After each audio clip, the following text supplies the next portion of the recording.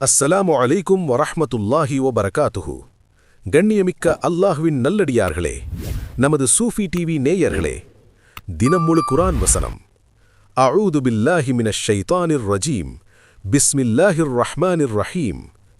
وَلَقَدْ خَلَقْنَاكُمْ ثُمَّ صَوَّرْنَاكُمْ ثُمَّ قُلْنَا لِلْمَلَائِكَةِ اسْجُدُوا لِآدَمَ فَسَجَدُوا إِلَّا إِبْلِيسَ لَمْ يَكُنْ مِنَ السَّاجِدِينَ.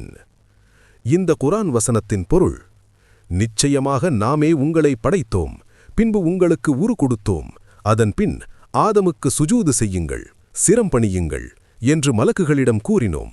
இபிலீஸை தவிர மற்ற மலக்குகள் யாவரும் அவருக்கு தலைவணக்கம் செய்தார்கள். அவன் மட்டும் தலைவணக்கம் செய்தவர்களில் ஒருவனாக இருக்கவில்லை. அல் குர்ஆன் சூரா 7 வசனம் 11.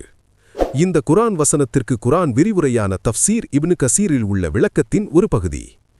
ஆதமுடைய சந்ததியினருக்கு அவர்களுடைய தந்தை ஆதம் அலைஹி அவர்களுக்கு வழங்கப்பட்ட கண்ணியம் பற்றியும், அவர்கள் மீதும் அவர்களுடைய தந்தை ஆதம் அலைஹி அவர்கள் மீதும் இன்னும் பொறாமை கொண்டிருக்கும் ஷைத்தானின் பகைமை பற்றியும் அல்லாஹ் தெரிவிக்கிறான். எனவே அவர்கள் அவனிடம் எச்சரிக்கையாக இருக்க வேண்டும், அவனுடைய அடிச்சுவடுகளை பின்பற்றக்கூடாது. அல்லாஹ் கூறினான்: وَلَقَدْ خَلَقْنَاكُمْ ثُمَّ صَوَّرْنَاكُمْ ثُمَّ قُلْنَا لِلْمَلَائِكَةِ اسْجُدُوا لِآدَمَ فَسَجَدُوا إِلَّا إِبْلِيسَ لَمْ يَكُنْ مِنَ السَّاجِدِينَ. நிச்சயமாக நாமே உங்களை படைத்தோம், பின்பு உங்களுக்கு உரு கொடுத்தோம், பின்பு நாம் வானவர்களிடம் ஆதமுக்கு சுஜூது செய்யுங்கள், சிரம் பணியுங்கள் என்று கூறினோம். எனவே அவர்கள் சுஜூது செய்தார்கள்.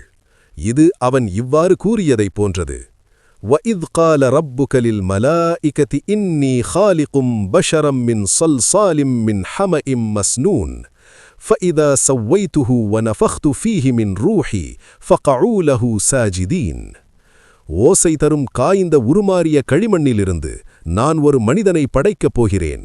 எனவே நான் அவரை முழுமையாக உருவாக்கி அவருக்குள் நான் அவருக்காக படைத்த ஆன்மாவை ஊதியதும் நீங்கள் அவருக்கு சுஜூது செய்து விழுங்கள் என்று உங்களுடைய இறைவன் வானவர்களிடம் கூறியதை நினைவு கூறுங்கள்.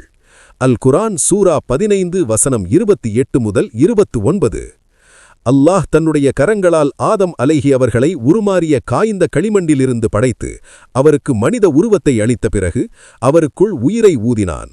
பின்னர் அல்லாஹ்வின் மகிமையையும் மகத்துவத்தையும் கௌரவிக்கும் விதமாக அவருக்கு முன்னால் சுஜூது செய்யுமாறு வானவர்களுக்கு கட்டளையிட்டான். வானவர்கள் அனைவரும் செவியுற்று கீழ்ப்படிந்து சுஜூது செய்தார்கள். ஆனால் இபிலீஸ் சுஜூது செய்யவில்லை. நாம் இந்த விஷயத்தை சூரத்துல் பக்ராவின் ஆரம்பத்தில் விளக்கியிருக்கிறோம். எனவே இந்த ஆயாத் சூரா 7 வசனம் 11 ஆதம் அலைஹி அவர்களை குறிக்கிறது. ஏனெனில்